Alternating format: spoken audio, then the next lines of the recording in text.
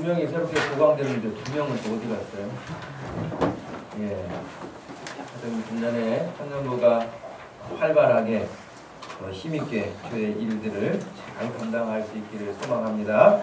네. 오늘 우리에게 주시는 말씀은 누가복음 8장 9절에서 15절 말씀입니다. 누가복음 8장 9절에서 15절 말씀.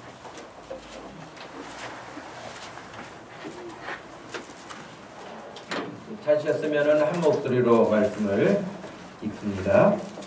제자들이 이 비유의 뜻을 물으니 이르시되 하나님 나라의 비밀을 아는 것이 너희에게는 허락되었으나 다른 사람에게는 비유로 하나니 이는 그들로 보아도 보지 못하고 들어도 깨닫지 못하게 하려 함이라. 이 비유는 이러하니라. 씨는 하나님의 말씀이요 길가에 있다는 것은 말씀을 들은 자니 이에 마귀가 가서 그들이 믿어 구원을 얻지 못하게 하려고 말씀을 그 마음에서 빼앗는 것이요 바위 위에 있다는 것은 말씀을 들을 때에 기쁨으로 받으나 뿌리가 없어 잠깐 믿다가 시련을 당할 때에 배반하는 자요 가시떨기에 떨어졌다는 것은 말씀을 들은 자이나 지내는 중 이생의 염려와 재물과 향락의 기운이 막혀 온전히 결실하지 못하는 자요 좋은 땅에 있다는 것은 착하고 좋은 마음으로 말씀을 듣고 지키어 인내로 결실하는 자니라. 아멘.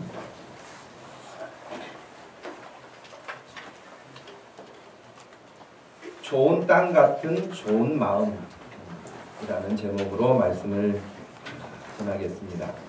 금년에 우리 교회 표가 뭐죠? 예, 성장하는 나의 믿음, 성장하는 우리 교회. 우리 교회가 있는데 내가 없을 수 없죠. 내가 있고 우리가 있으면서 또 교회가 되는 거잖아요. 그러니까 우리 교회가 성장하고 성장하지 않고는 내 믿음이 성장하느냐 성장하지 않느냐에 따라 달라지는 거예요. 그러니 예를 들면 우리가 흔히 말하는 것처럼 이 나라가 왜 이래, 한국 교회가 왜 이래, 이렇게 말하기 쉽지만은 사실은 그렇게 말하고 있는 내 자신이 한국 교회의 한 부분을 감당하고 있기 때문에 내가 달라지지 않으면 안 된다는 거예요. 내가 새로워지면 그만큼 한국 교회도 새로워지는 거예요. 내가 성장하면 그만큼 우리 교회도 성장하게 될 줄로 믿습니다. 그러니 여러분, 금년에 어떤 일보다도 여러분의 믿음이 성장하는 일에 더 집중하고, 여러분의 마을이 성장하도록 집중하고, 여러분의 주일학교가 성장하도록 집중하고, 그러다 보면 여러분 전체 정말 사막 끝에서 떨어지는 빗물이 모여서 큰 강을 이루는 것처럼 우리 교회가 각자 하나님께서 주신 사명을 잘 감당해 갈 때에 누가 보든 보지 않든 누가 알아주든 알아주지 않든 간에 그렇게 감당한다면 마치 좋은 땅에 결실하는, 또 좋은 땅에 결실하는데 100배의 열매를 맺게 되어지는 그런 역사가 있는 것처럼 오늘도 여러 네 종류의 밭이 나왔지만 결과적으로는 좋은 밭에 뿌려진 씨앗만이 결실을 하게 된 것처럼 오늘 우리들에게도 마찬가지로 이런 좋은 결실이 맺어지려고 하면 어떻게 해야 되겠는가? 내 믿음이 성장하려면 어떻게 해야 되겠는가? 하는 것들을 우리가 한번 살펴보기를 원합니다. 여러분, 오늘 말씀에 보면 그랬어요. 여러분 8장, 누가복음 8장 말씀을 한번 보시겠습니까? 누가복음 8장 1절 말씀에 이렇게 시작하지요. 그 후에 예수께서 각 성과 마을에 두루 다니시며 하나님의 나라를 선포하셨다 그랬거든요. 그 후에, 그러면은 그 이전에는 무슨 일이 있었겠는가 하는 것이 전제되어 있겠죠.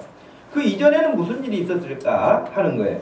여러분, 성경은 물론 하나님의 말씀이잖아요. 하나님의 말씀인데 하나님께서 성경을 기록하게 하실 때에 예를 들면 이 누가복음을 기록한 의사였던 누가라고 하는 사람, 이 누가라고 하는 사람을 통해서 말씀을 전할 때에 그냥 막 너 아무 생각 없이 그냥 적기만 해, 그렇게 해서 하신 게 아니고 누가의 생각이나 누가의 어떤 지식이나 누가의 경험이나 이런 것들을 잘 하나님께서 성경을 기록하는데 쓰임을 받을 수 있도록 이끌어 주세요. 그렇게 감동을 해 주시는 거예요. 그래서 마태, 마가, 누가, 요한복음이 예수님에 대한 어떤 사역에 대한 부분들을 기록하고 있는데 다 순서도 다르고요. 기록하는 어떤 문체도 다르고 그래요. 그래서 누가라고 하는 이 사람도 이 성경을 기록할 때 우리는 그냥 우리가 지금 누가복음 8장을 이렇게 읽었습니다마는 8장만 딱 떼어가지고 읽으면서 거기서도 교훈을 얻을 수 있지만 전체 내용을 이렇게 연결해서 보았을 때에 누가라고 하는 사람은 지금 우리에게 말해주고 싶어하는 것이 있는 거예요. 그냥 우리는 그 누가가 말해주고 싶어하는 어떤 배경을 알기보다는 그냥 내가 읽고 편하고 내가 읽고 기분 좋고 내가 이렇게 읽으면서 은혜가 된다 하는 생각에 어떤 부분만을 취합할 수 있는데 굉장히 위험할 수 있거든요.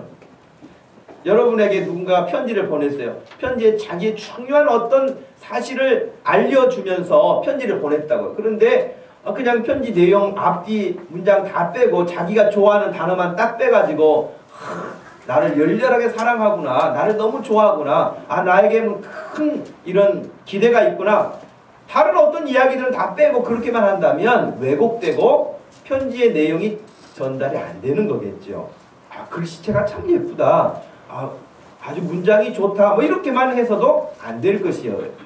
안 되는 것처럼 성경을 이해하는 데도 마찬가지예요. 그래서 저는 물론 이제 누가복음 전체를 우리가 다 여기서 이 시간에 조명해 볼 수는 없고요.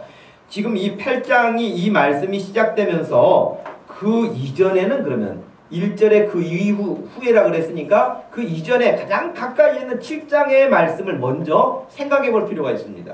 7장에는 무슨 일이 있었는가? 그리고 이런 일이 있은 이후에 왜 이 말씀을 해주셨는가 하는 것이 연결되어 있는 거예요. 그럼 여러분 7장을 한번 보시겠습니까? 성경 7장을 보시면 1절부터 나오는 그 내용이 뭐냐면 백부장이라고 하는 사람이 나와요. 이 백부장은 흔히 말하는 군인이에요. 군인인데 100명을 거느리는 군인이에요. 그러니까 오늘 우리나라의 군대 편제를 본다면은 중대장에도 좀 큰 규모의 중대장이죠. 그래서 100명의 군사를 거느리는 어떤 그런 백부장이라고 하는 사람이 있었는데 이 백부장이 자기 하인이 병들어서 어떻게 됐냐면 굉장히 아픈 게 아니라 어느 정도까지 됐어요? 거의 죽기 직전까지 된 거예요. 그러니까 지금 자기 하인이 아픈데 심각하게 아픈 거예요. 그리고 조금만 어떻게 하다 보면은 이제 죽을 수밖에 없는 상황까지 떨어져 있는 거예요.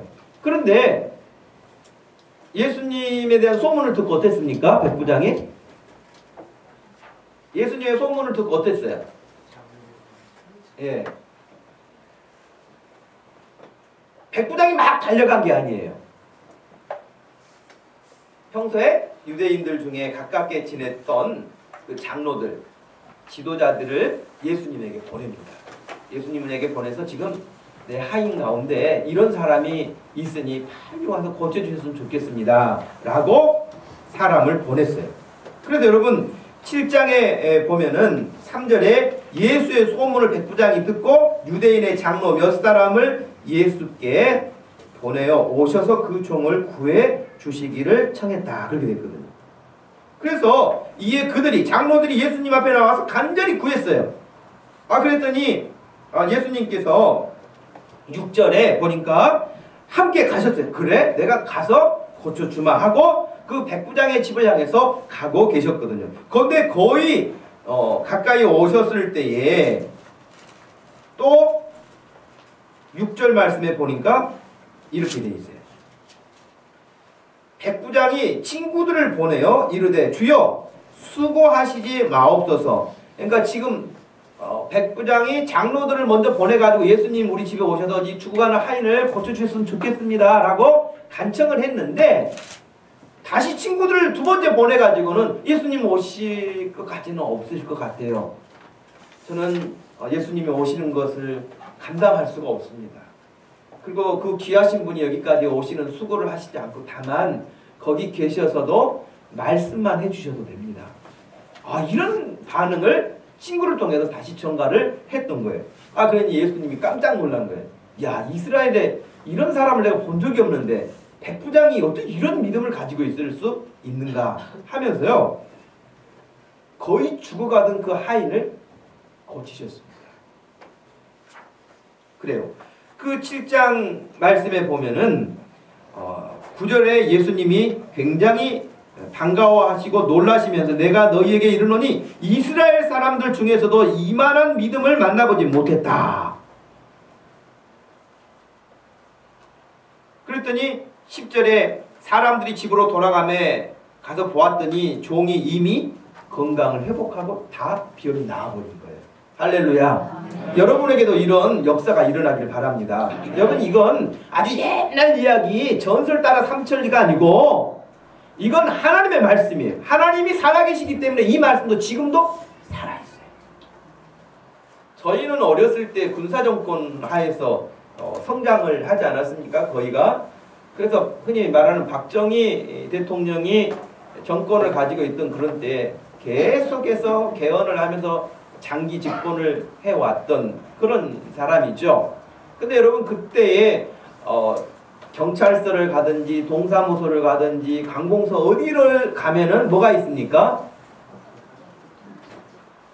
대통령 사진이 있고 그 다음에 국정 지표 그래가지고 어떤 그 중요한 어떤 사안들을 1, 2, 3 그래가지고 딱 적어놓고 여기나 북한이나 거의 다를 바 없는 북한도 보면은 아바이 이렇게 할아버지 아바이, 아들 아바이, 요즘에는 손자 아바이까지 다 걸어놓지 않습니까? 그런데 지금은 어때요? 지금 관공서 가면은 그 사진이 걸려 있나요? 걸려 있지 않죠. 왜? 그 사람이 살아있는 날 동안 살아있어도 정권을 가지고 있는 순간만 그것이 유효해요. 그러니 지금 이전에 여러분 MB 그래가지고 욕도 많이 하는 사람들 많잖아요. 잘하네 못하네. 아마 여기 있는 사람들 대통령 자리에 앉혀놓으면은 그 사람보다 잘할 수 있는 사람이 얼마나 되겠습니까만은 아무튼 사람들이 MB 그랬어도 그 사람 여러분 하야하고 나니까 지금 어디서 뭘 하고 지내시는지 잘 모르겠지만 여러분 대통령이었을 때만 힘이 있는 거예요. 그 권한이. 그런데 우리 하나님은 지금도 살아 계시기 때문에 하나님은 하야를 안 하세요. 하나님은 유효기간이 하나님 내가 왕으로 내가 1000년만 하겠다 그러신 분이 아니야. 하나님은 영원하신 분이에요. 그러니 그 말씀도 살아있다는 거예요. 이 사실을 명확하게 알고 성경에 이런 말씀이 있네. 하나님의 말씀이 이런 놀라운 일들이 있네. 그렇다면 하나님이 돌아가시지 않고 살아계시니까 하나님이 하신 말씀이니까 이 말씀대로 저에게 이 말씀대로 백부장에게 주신 것처럼 저에게도 이런 믿음을 주십시오. 저에게도 이런 열매를 주십시오라고 붙잡고 기도할 수 있어요. 여러분 그렇게 기도할 수 있기를 바라요. 하나님이 살아계세요. 그랬더니 여러분 그 백부장의 하인을 고치셨단 말이죠. 그랬더니 그 이후에 11절을 보니까 또 무슨 일이 있었냐면은 또 그 후에 그렇게 돼 있어요. 이 일이 후에 예수께서 나인이라는 성으로 가실 때에 제자와 많은 무리가 동행을 했는데 성문에 가까이 이르실 때 사람들이 한 죽은 자를 메고 나왔어요. 그래 장례를 치르고 있는 거예요. 어떤 한 청년이 죽었는데 지금 이제 장례를 치르기 위해서 이렇게 사람들이 메고 나오고 있었어요. 근데 그 청년은 누구였냐면은 이름이 나와 있진 않지만은 거기 12절에 보니까 한 어머니의 독자요 그의 어머니는 과부라 그렇게 돼 있어요. 그러니까 아버지가 안 계신 거예요. 아버지가 안 계신 집에 독자 아들이니 얼마나 귀하고 또 그 엄마는 이 아들을 얼마나 의지했겠어요. 남편 대신 이 아들이 잘 큰다면 성장한다면 어른이 된다면 이제 우리 집안도 우리 아들이 또 그렇게 복되게 할 것이다. 그런 기대감이 있는 것이 아들이고 그 아들을 위해서 온갖 모든 것을 다 했을 터인데 그만 이 아들이 죽었어요. 여러분 이 아들이 죽었으니 이 엄마의 절망감은 얼마나 크겠어요. 그죠? 그런데 13절에 보니까 주께서 과부를 보시고 불쌍히 여기시면서 울지 말라. 가까이 가서 그 관에 손을 대시니 맨 자들이 멈춰 섰어요. 예수께서 이르시되 청년아 내가 네게 말하노니 일어나라. 이 지금 죽어가지고 장례 치르고 가고 있는 사람을 관을 붙잡고 예수님이 그 청년을 향해서 그렇게 명령을 하셨던 거예요. 그랬더니 15절에 보니까 죽었던 자가 일어나 앉고 말도 하거늘 예수께서 그를 어머니에게 주시니 사람들이 두려워하여 하나님께 영광을 돌렸다. 그렇게 돼 있거든요. 지금 백부장의 하인은 거의 죽기 직전에 가 있는 하인을 고치셨고 여기는 아예 죽은 자를 다시 살리셨어요. 그러니까 이런 소문을 지금 누가 듣고 있었냐면은 세례 요한이가 그 당시에 감옥에 있었는데 세례 요한이가 들은 거예요. 그 세례 요한이라는 사람이 하인들을 보냈어요. 자기 그 제자들을 보냈어요. 제자들을 보내서 예수님에게 가서 여쭤봐라. 구약 성경에 하나님이 선지자들을 통해서 약속해 주신 우리를 위해서 선지자를 보내신다고 메시아를 보내신다고 약속해 주셨는데 우리가 더 기다려야 되는지 아니면 지금 예수 당신이 하나님이 약속해서 보내신 그 메시아이신지 그것 좀 알아보고 오느라 하고 세례 요한이 제자들을 예수님에게 보냈거든요. 그랬더니 그 제자들이 와가지고 예수님에게 이런 이야기를 했어요. 그랬더니 예수님이 뭐 다른 말씀하지 않으시고 그렇게 말씀하셨죠. 너희는 가서 세례 요한에게 가서 이렇게 말해라. 너희들이 지금 내가 하고 있는 것을 보고 들은 대로 그대로 가서 말해라 그랬거든요. 그런데 22절에 보니까 너희는 가서 보고 들은 것을 요한에게 알리되 맹인이 보고 못 걷는 사람이 걷고 나병 환자가 깨끗함을 받으며 귀먹은 사람이 들으며 죽은 자가 살아나며 가난한 자에게 복음이 전파된다고 가서 말해라. 그렇게 이야기를 했어요.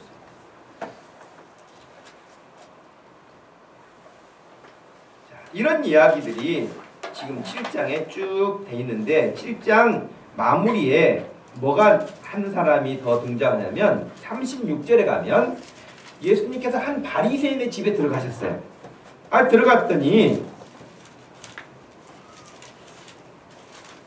그 동네에서 사람들이 전부 다 손가락질하고 욕하는 한 여자가 있었어요. 여기 나와 있는 37절 말씀에 보니까 그 동네에 죄를 지은 한 여자가 있어 예수께서 바리새인의 집에 앉아 계심을 알고 향유 담은 옥합을 가지고 왔다 그랬거든요. 그래가지고 그 옥합은 굉장히 귀한 건데 여러분 또 비싼 건데 그 옥합을 가지고 와서 예수님에게 이렇게 부었어요. 38절 말씀해 보니까 예수의 뒤로 그 발 곁에 서서 울며 눈물로 그 발을 적시고 자기 머리털로 닦고 그 발에 입 맞추고 향유를 부었다 그랬어요. 그랬더니 거기 있는 사람들이 전부 다 벌떼처럼 일어나가지고 이게 뭐하는 짓이야 그러면서 화를 낸 거예요. 그리고 예수님 당신이 진짜 선지자 비슷한데 어떻게 보면 선지자 같기도 하고 어떻게 보면 아닌 것 같기도 하고 좀 이렇게 혼란스럽기는 한데 진짜 당신이 선지자라고 한다면 우리가 말하지 않아도 지금 향유 붓고 와서 울고 불고 하는 저 여자가 누군지 당신이 알 것인데 왜 가만히 있습니까? 그렇게 하고 있었어요. 왜냐하면 그 바리새인들은 특별히 죄인이라고 하는 사람들, 세리라고 하는 사람들 이런 사람들은 아예 상종을 하지 않았어요. 자기네들만 거룩하게 산다 그래가지고 아예 그런 사람들하고 가까이 하지도 않았거든요. 그런데 이 예수님이 자기들이 다 죄인으로 여기고 있는 그 여자가 와가지고 하는데도 가만히 예수님이 계시니까 좀 예수님을 향해서 못마땅하게 생각했죠. 그 비싼 향유를 갖다 거기다 다 부어버리고 그런 쓸데없는 짓을 한다고 했을 때에 예수님께서 말씀하십니다. 그 바리새인이 바로 시몬이라는 사람이었는데 40절에 보니까 시몬아 내가 너에게 이를 말이 있다. 41절에 빚주는 사람에게 빚진 자가 둘이 있어 하나는 500데나리온을 졌고 하나는 50데나리온을 졌는데 갚을 것이 없으므로 둘 다 탕감하여 주었다면 둘 중에 누가 더 그를 탕감해 준 사람을 더 사랑하겠느냐 그렇게 물으셨어요. 그러니까 1억 빚진 사람하고 10만원 빚진 사람이 있는데 둘 다 가난하고 어려우니까 둘 다 돈을 받지 않아도 된다. 갚지 않아도 된다라고 해서 갚아 주었어요. 탕감해 주었어요. 그렇다면 그 두 사람 가운데 누가 더 크게 감사하겠느냐? 말할 것도 없이 1억을 탕감받은 사람이겠죠. 10만원을 탕감받은 사람하고는 비교할 수 없겠죠. 예수님이 지금 그 이야기를 시몬이라고 하는 바리새인에게 말씀을 하셨어요. 그러면서 44절에는 이렇게 하셨어요. 이 여자를 네가 보고 있지? 내가 너 집에 들어올 때 너는 내게 발 씻을 물도 주지 않았고 이 여자는 눈물로 내 발을 적시고 그 머리털로 닦아주었다. 너는 내게 입 맞추지 아니했지만 인사도 제대로 안 했지만 그는 내가 들어올 때부터 내 발에 입 맞추기를 그치지 아니했다. 너는 내 머리에 감람유도 붓지 아니했지만은 그 향유를 내 발에 부었다. 이러므로 내가 너에게 말하노니 그의 많은 죄가 사하여졌도다. 이는 그의 사랑함이 많음이라. 사함을 받은 일이 적은 자는 적게 사랑하느니라 그랬어요. 그래서 이 여인은 사람들로부터 그렇게 손가락질 당하고 외면당하고 왕따 당하고 사람 취급 못 당하고 그런데 예수님께 받은 은혜가 자기는 너무 크게 여겨져서 예수님 앞에 와서 자기가 할 수 있는 모든 것을 하여서 예수님을 섬겼던 거예요. 자, 이런 일이 지금 있었어요. 이런 일이 있었으니까 죽어가는 사람도 살렸지, 죽은 자도 살렸지, 그리고 바리새인의 집에 와서도 또 이렇게 한 여인의 섬김을 받으시는 이런 일들이 사람들에게 입소문을 타고 사방사방에 소문이 나게 됐죠. 그래서 사람들이 많이 예수님을 따르게 됐던 것이 8장 1절 이하에 나온 거예요.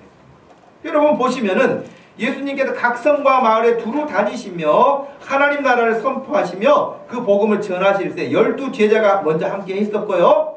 2절에 보니까 또한 악기를 쫓아내심과 병고침을 받은 어떤 여자들 곧 7 귀신이 나간 자 막달라인이라는 마리아, 또 헤롯의 청지기 구사의 아내 요한나, 수산나, 다른 여자들이 함께하여 자기들의 소유로 그들을 섬겼다 그랬어요.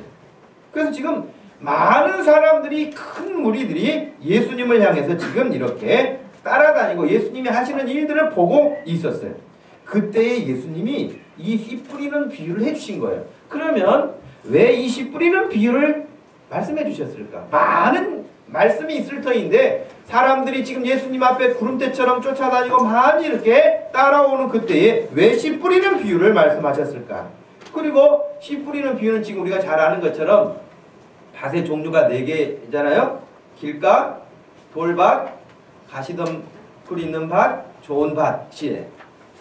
근데 농사를 지어보신 여러분들은 혹시 아시겠지만은 여러분 누가 길가에다 씨 뿌리는 사람 아무도 없습니다. 길가에다 씨 뿌리는 사람 아무도 없어요. 정신 나간 사람도 그런 일은 안 해요. 여러분 그러니까 곡식은 늘 수확을 내기 위해서 좋은 밭에다 뿌리죠. 그런데 저희도 시골에서 이렇게 자라면서 보면은 그렇습니다만은 이렇게 농사가 다 끝나고 난 다음에 사람들이 이렇게 뺑 돌아가지 않고 가로질러 가요. 빨리 가기 위해서. 그러다 보면 원래 거기 밭인데도 불구하고 거기가 사람이 자주 왔다 갔다 하다 보면 길이 나요. 길처럼 딱딱하게 굳어요. 그런 것도 있고요. 어떤 경우는 또 이렇게 잡초를 다 제거하는데도 불구하고 안 된 부분도 있고, 씨를 좋은 땅에 뿌린다고 뿌리는데 어떤 데는 길가처럼 딱딱한 데 떨어진 데도 있고, 어떤 때는 저쪽에 돌 무더기 있는 데로 씨앗이 떨어지기도 하고, 어떤 때는 풀밭으로 씨앗이 떨어지기도 하고, 대부분 또 좋은 것은 좋은 땅에 뿌려지기도 하죠. 이런 이야기를 예수님이 해주신 거예요. 이 이야기를 해주셨는데 제자들이 이 이야기를 들으면서 그 어려운 이야기가 아닌데 물어봤어요. 예수님 그 비유가 무슨 뜻이에요? 여러분 비유가 어렵습니까? 아니 당연히 길가에 떨어졌으니까 뭐 돌짝밭에 떨어졌으니까 가시밭에 떨어졌으니까 좋은 밭에 떨어졌으니까 그냥 유치원생도 여러분 이 4가지 밭 중에 어느 밭에서 제일 곡식이 많이 열매를 맺을까요? 그러면 대부분 다 유치원생도 알만한 이야기 아니겠습니까? 그런데 제자들이 그 말이 무슨 뜻인지 몰라서 예수님에게 물어봤어요. 이게 무슨 뜻입니까? 그래서 9절에 제자들이 이 비유의 뜻을 물으니 그랬어요. 물었어요. 그래서 그렇게 비유로 이야기하신 것들을 10절 말씀에 이야기하신 다음에 11절에 이 비유에 대해서 적극적으로 설명을 해주십니다. 11절 보니까 이 비유는 이러하니라 하고 비유를 설명해 주셨어요. 씨는 하나님의 말씀이요 그랬어요. 비유라는 것은 여러분 뭐예요? 비유라고 하는 것은 어떤 사실을 설명하기 위해서 하는 것이죠. 그러니까 어떤 분들은 이렇게 설명해요. 비유라고 하는 것은 사실 5%, 50%하고 또 자기가 만들어낸 이야기 50%가 플러스 되어 있는 것이 비유다. 그렇게도 설명을 해요. 그러니까 잘 설명하기 위해서 예를 들어서 설명하는 것이기 때문에 그렇죠. 그런데 예수님이 아무리 농경 시대였다고는 하지만 그 시대의 사람들에게 야 내가 요즘에 친환경으로 농사 짓는 방법을 가르쳐 주겠다. 그래서 농사 짓는 방법을 가르쳐 주려고 그렇게 하신 걸까요? 이건 말 그대로 비유라 그랬잖아요. 그러니까 이걸 통해서 말씀해 주고 싶은 이야기가 따로 있는 거지요. 농사 짓는 것을 가르쳐 주고 싶은 게 아니에요. 그래서 거기 비유를 통해서 우리가 생각한다면 씨 뿌리는 비유처럼 그렇다면 농부는 씨를 뿌리는데 예수님은 지금 뭘 뿌리세요? 말씀을 하시는 거예요. 구약의 선지자들은 하나님의 말씀을 전했어요. 말씀을 전하는 게 농부가 씨를 뿌리는 것처럼 지금 목사님이 설교하고 있는 것처럼 여러분에게 하나님의 말씀을 뿌리는 거예요. 지금 그 말씀이잖아요. 그렇다면 이제 좋아요. 네 종류 밭 가운데 마지막 밭에서만 결실을 했다면 열매를 맺었어요. 열매를 맺었는데 여러분 이게 밀씨예요. 밀 씨앗이 이렇게 생겼어요. 근데 뿌리면 씨앗 싹도 나죠. 그리고 자라고 추수를 하게 되면 온갖 음식들을 만들어 먹죠. 이 밀로. 요즘에 우리 현대인들이 많이 먹는 음식들 밀가루가 아니면은 되지 않는 것이 대부분이라고 할 만큼 그렇죠. 그래 여러분 이렇게 이제 곡식을 얻게 되는데 밀을 뿌렸으니까 밀을 얻겠죠. 그렇다면 예수님이 말씀을 뿌리셨으니까 그럼 말씀에서 뭘 거둘까요? 이게 이제 핵심인 거예요. 농사 짓는 사람은 씨앗을 뿌려가지고 그 밀을 혹은 보리를 혹은 다른 어떤 채소를 씨앗을 뿌린 사람은 그것을 거둘 거란 말이에요. 그렇다면은 예수님은 지금 우리에게 말씀을 뿌리셨는데 말씀을 선포해 주셨는데 그 말씀으로 얻게 되는 결실은 뭘까? 100배나 얻게 됐다. 30배, 60배, 100배를 얻게 됐다. 사람들은 100배만 좋아하고 30배만 좋아하고 그럴 수 있겠지만은 무슨 30배? 밀의 30배? 그 농사 짓는 사람이 하는 이야기예요. 그것은. 그렇다면 하나님의 말씀을 들은 사람들이 결실한다는 건 뭘 결실한다는 걸까? 하는 거예요.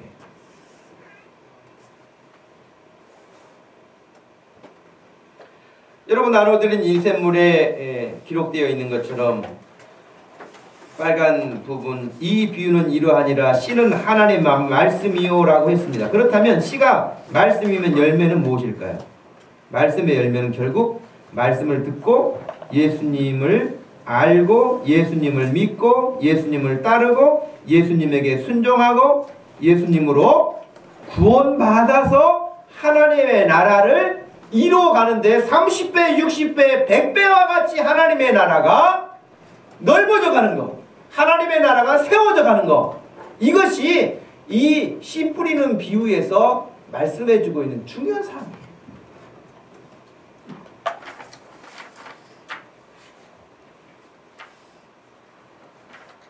그런데 왜 이 말씀을 해주셨냐면 하나님의 나라가 30배, 60배, 100배와 같이 이렇게 놀라운 역사가 일어나야 되는데 그 역사가 어디에서 일어나느냐는 거야. 그 역사는 좋은 땅에 뿌려진 씨앗처럼 좋은 마음의 밭에서만 그 하나님의 나라가 일어난다는 거예요. 큰 무리가 있었어요. 많은 사람들이 예수님을 막 이렇게 따라다녔어요. 그러나 그들이 다 좋은 밭이 아니에요. 이 시대에 교회가 많아요. 예수 믿는 사람들도 많아요. 교회 다닌다고들 그래요. 그렇지만 그들이 다 좋은 밭이라고 말할 수는 없어요. 여러분들 이단들의 특징이 뭔지 아세요? 이단들의 특징이 여러 가지가 있는데 특별히 구원받는 일에 있어서 이단들의 특징이 뭐냐면 꼭 요한계시록 7장과 14장에 나와 있는 14만 4천 명을 말해요. 그래서 자기네들이 이 믿는 이 14만 4천 명 안에 빨리 들어오세요. 그래야 구원받습니다. 그러니까 막 집도 팔고 재산도 정리하고 학교도 안 다니고 회사도 안 다니고 나도 그냥 종말이 온다고 하니까 거기 가야겠다 그래가지고 14만 4천 명에 들어가려고 막 가요. 근데 참 신기하죠? 이단들이 그렇게 많은데 14만 4천 명이 안 차는가 봐. 네? 100년이 됐는데도 14만 4천 명이 안 되는가 봐요. 그런데도 그런 것에 속아요, 사람. 또 어떤 분은 이렇게 말해요. 지금 예수 믿는다고 다 구원받는 게 아니라 50%만 구원받습니다. 교회 다녀도 50%만 구원받는다는 거예요. 근거가 있습니까? 뭐 이렇게 물어보면, 여러분 마태복음 25장에 보면 열처녀 비유가 있는데, 열처녀 가운데 5명은 슬기롭고 5명은 미련했다는 거예요. 그러니까 절반이 구원받고 절반은 구원 못 받는다는 거예요. 성경을 그렇게 보는 것은 자기 마음대로 해석하는 거죠. 성경에는 절대 그렇게 가르친 적이 없어요. 그러면은 노아가 구원받던 그 시대에는 사람이 얼마나 많았는데 8명 구원받았으니 그건 몇 %예요? 그렇죠? 이스라엘 사람들이, 애굽에서 나온 사람들이 200만 명이 넘는데 그 사람들이 대부분 광에서 다 죽었는데 어떻게 되겠어요? 그러니까 그런 숫자 가지고 이렇게 말할 수는 없는 건데, 이단들은 늘 그렇게 말을 하지요. 물론 우리도 여기 지금 다 예수 믿는다고 나와 있고 예배 드리고 있어요. 그러나 제가 원하는, 목사의 입장에서 원하는 것은 여러분들이 한 사람도 빠짐없이 천국 갔을 때에 다 여러분들의 얼굴을 볼 수 있어야지. 천국 갔는데 누군가 안 보이면 어떻게 되겠어요? 아이고, 그러니까 그때 그렇게 졸지 말라고 말씀 잘 들으라고 그러더니 졸더니 지금 저기 가서 졸지도 못하고 난리. 여러분 그럼 되겠습니까? 차라리 옆에서 지금 안 졸게 이렇게 여러분 깨우는 게 낫지. 여기서 편히 자고 죽어도 지옥 가면 어떻게 되겠어요? 그런 일이 없기를 바랍니다. 예, 저는 그래요. 제가 목사의 입장에서 나중에 하나님 앞에 섰을 때도 하나님께서 그렇게 칭찬해 주시기를 바래요. 그래, 목동 주심교회에서 함께 말씀을 배우고 훈련받고 나에게 예배하고 내 이름으로 주의 일들을 감당했던 그 사람들 한 사람도 빠짐없이 이렇게 알곡처럼 다 창고에 들어왔으니 수고했다. 그렇게 인정받기를 원해요. 나중에 제가 천국에 가는데 예수님이 너 이리 와봐라. 목동 주심교회 창고 갔더니 3명 와 있어. 나머지는 다 뭐냐? 너 도대체 내가 맡긴 일을 너는 어떻게 했냐? 이렇게 하시면 어떻게 되겠어요? 그러니 한 사람도 빠짐없이 알곡처럼 하나님 앞에 그런 믿음 생활 되기를 축복합니다. 그래서 지금 예수님이 말씀해 주신 이유도 그거예요. 사람들이 나를 안다, 나를 믿는다, 나를 따른다 말은 많이 하는데 진짜 하나님 앞에 결실하는 사람은 많지 않다. 지금 밭 4종류 가운데 결실하는 밭은 하나밖에 아니잖아요. 4분의 1밖에 안 되잖아요. 여기에 본다면은 4분의 1밖에 안 되는데 여러분 100배예요. 그 놀랍죠? 4분의 1밖에 추수의 열매가 없어요. 그런데 그렇다고 해서 작은 게 아니에요. 그것이 100배이기 때문에 엄청난 것이죠. 2014년 새해도 어떻게 해야 하나님께서 기뻐하실 그 나라를 이루어갈 수 있을까? 진짜 내가 예수님 믿는 사람으로서, 내가 예수님 믿는 제자답게, 예수님 믿는 사람답게 그런 믿음을 가지고 2014년을 내가 살 수 있을까? 그래서 내 믿음도 정말 무럭무럭 자랐으면 좋겠다. 저는 좀 미안한 표현이지만 나이 먹는 건 별로 좋아하지 않은데 겨울이 별로 안 좋아해요. 겨울은 다 그냥 이렇게 만물이 다 죽어있는 것처럼 푸릇푸릇한 것도 없고요. 빨리 이 밭에 봄이 와가지고 상추를 심어야 되겠는데 봄이 왔으면 좋겠어. 씨앗 뿌려놓으면은 이렇게 팍팍 금방금방 아침에 와가지고 물 주고 또 다음날 와서 보면은 얼마나 키가 쑥쑥 커 있고 그러면은 얼마나 기분이 좋은지 몰라요. 초록색을 보면. 근데 지금은 아무것도 없어요. 김장통만 2개 묻어놔가지고 아무것도 없으니까 삭막하단 말이에요. 우리의 믿음도 무럭무럭 이렇게 잘 자라가는 모습을 보면 얼마나 기분이 좋은지 몰라요. 여러분 날마다 거울 앞에서 그냥 이것만 하지 마시고 여러분의 영혼의 성장함이 푸릇푸릇하게 나타날 수 있기를 축복합니다. 김준걸 목사님이 살아계실 때 늘 대학생들, 그 젊은 대학생들에게 외쳤던 이 땅에 그리스의 푸른 계절이 오도록 외쳤던 거 아닙니까?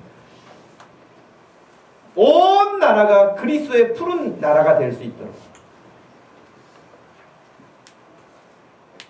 그렇다면 우리 다 그렇게 믿음으로 살기를 원하는데 그렇게 성장하는 믿음, 좋은 결실을 내려고 하면은 해야 될 세 가지가 있어요. 뭐 많은 것을 찾을 수 있지만 오늘 세 가지만 말씀드리려고 해요. 그럼 첫 번째 뭐예요? 마귀 대적하라는 거예요. 마귀 무서워하지 말고 마귀 대적하라는 거예요. 마귀가 있어요? 없어요? 있어요.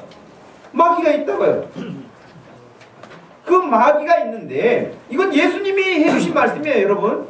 뭐 마귀가 있다 없다 뭐 논할 문제가 아니에요. 마귀가 있어요. 근데 그 마귀를 12절에 보니까 마귀의 역할이 뭘까 하는 거예요. 왜 우리가 마귀를 대적해야 되느냐 하는 거예요. 여러분 12절 말씀을 한번 읽어보실까요? 시작.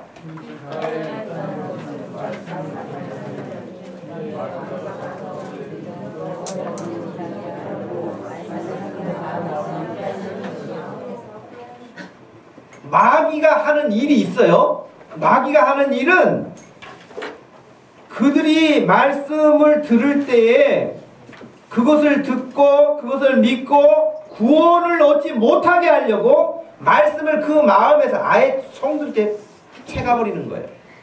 그래서 예배 드리러 왔는데 예배 끝나고 가는데 마음에 아무것도 없이 가는 사람이 생긴단 말이에요. 누가 열심히 일해서? 마귀가 열심히 일해서. 내가 마귀를 대적하지 않아서 마귀가 내 마음밭에 있는 말씀을 송두리째 다 걷어가 버려요. 그래서 그 사람은 아무것도 기대할 것이 없어요. 뿌려진 씨앗이 있어야 열매가 기대하게 되겠죠. 그럼 마귀를 대적하라는 거예요. 마귀는요, 여러분이 말씀을 못 듣게 합니다. 그러니까 영적으로 사는 사람, 믿음이 좋은 사람은 여러분 예배 시간에만 1시간만 정신 차리고 있는 게 아니라 일주일의 삶이, 매사의 삶이 하나님 앞에서 그렇게 사는 거예요. 제가 여러분에게 늘 말씀드리죠. 토요일날 일찍 자라, 토요일날 미리 준비해라. 그래서 주일날 예배 드릴 때 찬송도 기분이 좋게 막 웃으면서 찬송을 드리고 하나님께 감사해서 찬송. 그러려면 컨디션이 좋아야죠. 근데 몸이 피곤해 쪄려가지고 지쳐가지고 그냥 누워서도 점점 의자에서도 그냥 거의 소파 개념으로 점점 뒤로 물러가고 눈이 감기고 무슨 소리인지도 모르겠고 그러면은 그 마귀가 얼마나 좋겠어요. 마귀를 대적하는 것은 칼을 들고 나타나는 게 아니라 여러분의 생활 관리를 잘하는 것이 마귀를 대적하게 될 줄로 믿습니다. 여러분이 컨디션 좋으면 마귀가 함부로 못해요. 근데 마귀가 누구를 좋아하겠어요? 비실거리는 사람들, 졸리는 사람들, 딴짓하는 사람들, 이런 사람들이 얼마나 좋겠습니까? 그러니 목사의 마음에서는요, 그래요. 여기까지 와가지고 마귀 밥 대고 가면 어떻게 되겠어요? 속이 상하죠. 속이 상하죠. 옆에 사람 지금 마귀 밥인가 좋은 밭인가 한번 보세요. 네, 좋은 밭이 돼야지 마귀 밥이 돼서는 안 돼요. 예. 그래서 마귀는 아예 말씀을 듣지 못하게 하고 믿지 못하게 하고 구원받지 못하게 한다는 거예요. 요한복음 10장 10절 말씀에 따르면 이 도적이 오는 것, 도적은 마귀를 말하는데 이 도적이 오는 것은 도둑질하고 생명을 빼앗아서 멸망케 한다고 했어요. 예수님이 오신 것은 우리에게 생명을 얻게 한다고 그랬는데 도적이 오는 것은 생명을 빼앗아가는 거예요. 대적하십시오. 야고보서 말씀에 마귀를 대적하라. 그래 하면 너희를 두려워할 것이다.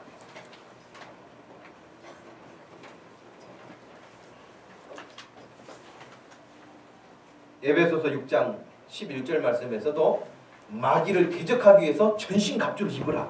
말씀으로 무장하라 이렇게 돼 있거든요. 그래요.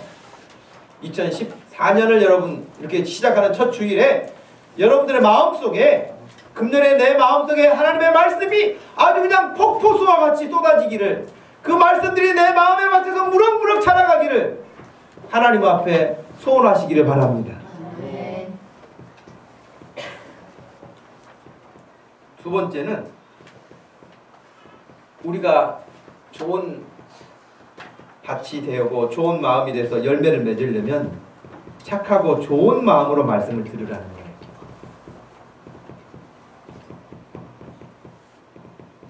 (13절까지도) 보면은 11절, 12절, 13절 전부 다 보면요, 말씀을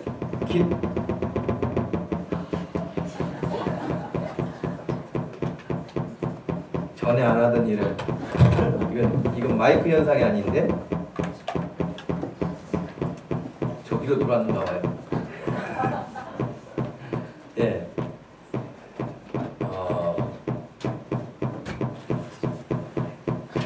제 메인만 남겨놓고 나머지를 다 줄여보실래요? 예. 그럼 여러분, 착하고 좋은 마음으로 말씀을 받으라 그랬는데, 길가에 뿌려진 씨앗도, 그리고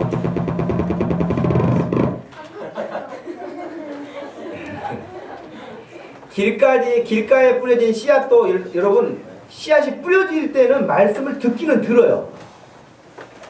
여러분 긴장하셔야 됩니다. 말씀을 지금 뿌릴 때 들어요. 말씀을 빼앗긴 사람도 말씀을 듣기는 들어요. 그 다음에 두 번째는 돌짝밭에 뿌려진 사람도 말씀을 듣기는 듣습니다. 세 번째, 가시덤불에 뿌려진 사람들도 말씀을 안 듣는 게 아니라 다 들었어요. 네 종류의 밭이 다 씨앗이 뿌려졌어요. 말씀을 다 듣기는 듣지만은 그 말씀이 어떤 마음의 밭에 떨어지느냐에 따라서 달라지는데, 오늘 이 15절 말씀에는 착하고 좋은 마음으로 말씀을 듣고 그랬거든요. 그러면 나쁘게 말씀을 듣는 사람도 있습니까? 있어요. 말씀을 나쁘게 듣는 사람도 있고요. 아예 지금 이 세 종류의 밭처럼 말씀을 다 뺏겨버리는 사람도 있고 그렇습니다.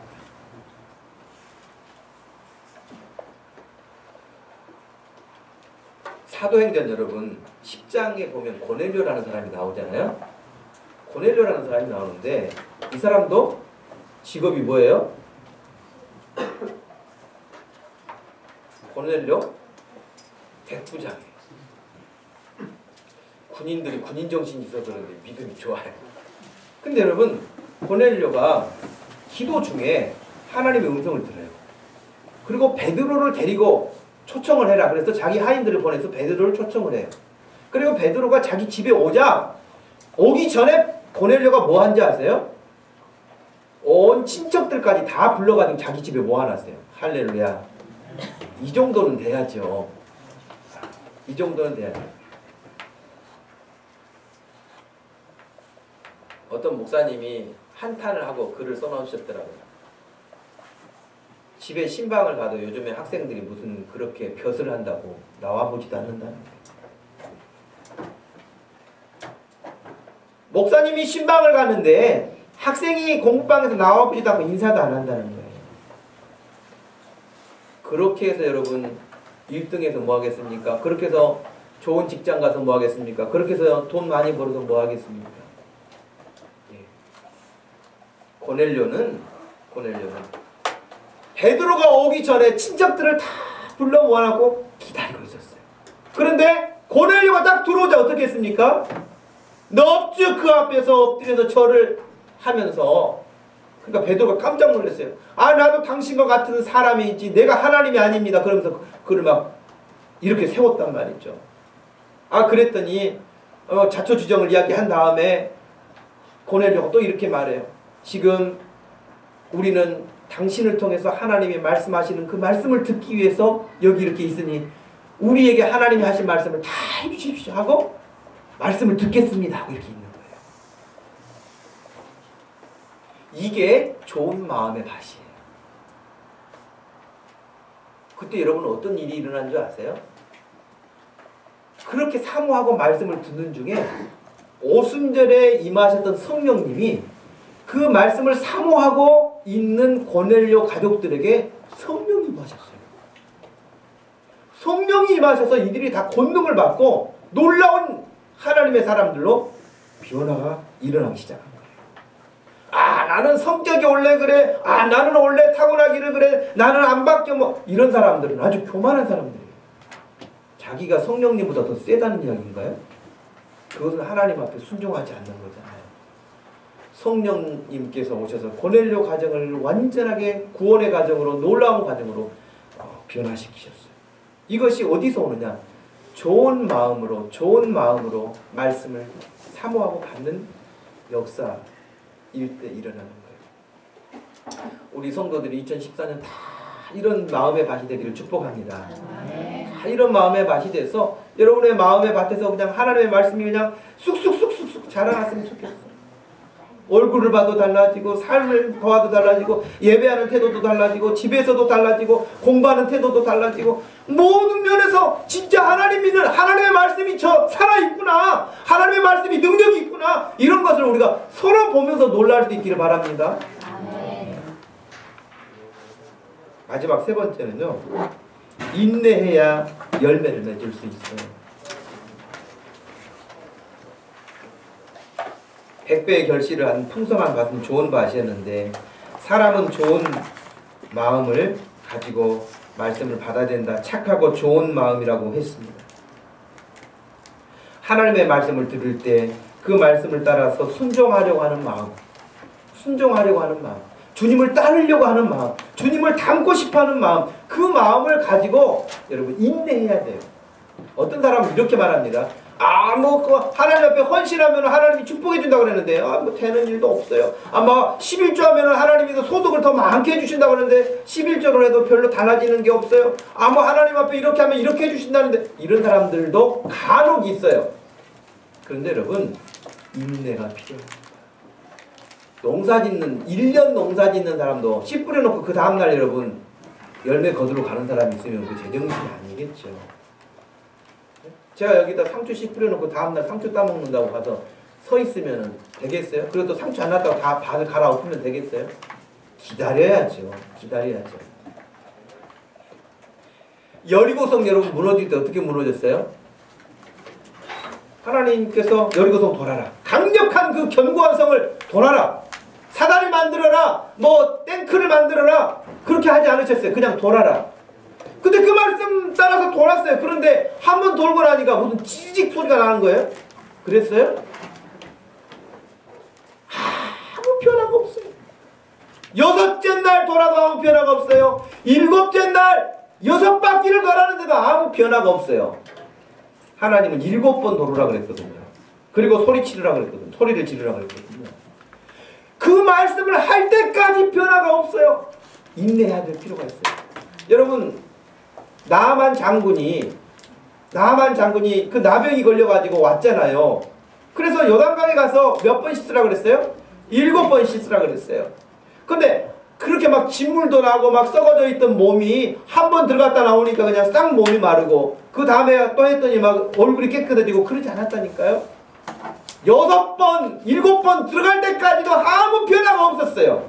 그런데 말씀한 대로 7번째 들어갔다 나오니까 그 몸이 어린아이같이 피부처럼 됐다는 거예요. 어린아이 피부처럼 됐다는 거예요. 이게 얼마나 놀라운 일이에요. 여러분, 하나님 말씀에 한번 그렇게 해보고 싶지 않으세요? 나도 하나님 말씀 붙잡고 한번 순종해봐야 되겠다. 하나님 말씀이 내 마음에서 잘할 수 있도록 한번 해봐야 되겠다. 이런 놀라운 일들이 일어나는데, 그런 기대를 가지실 수 있는 새해가 되기를 축복합니다.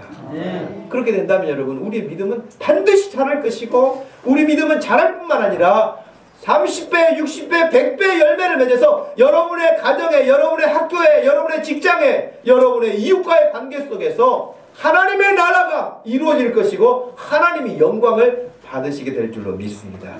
그 하나님이 영광을 받으시는 것은 우리가 구원받는 일이요, 우리의 생명을 얻는 일이요, 하나님께 기쁨이 될 줄로 믿습니다. 우리 한번 같이 기도하십시다. 기도할 때 우리 옆에 같이 주일학생하고 같이 앉으셨으면 같이 손을 잡고 기도하십시오. 아이를 위해서도 기도하고, 아이는 선생님을 위해서도 기도하고, 하나님 2014년에 오늘 말씀처럼 좋은 마음의 밭을 가지고 말씀을 듣고, 말씀을 들을 때마다 그 말씀이 내 마음에서 잘 자라날 수 있도록 하나님 축복해 주세요.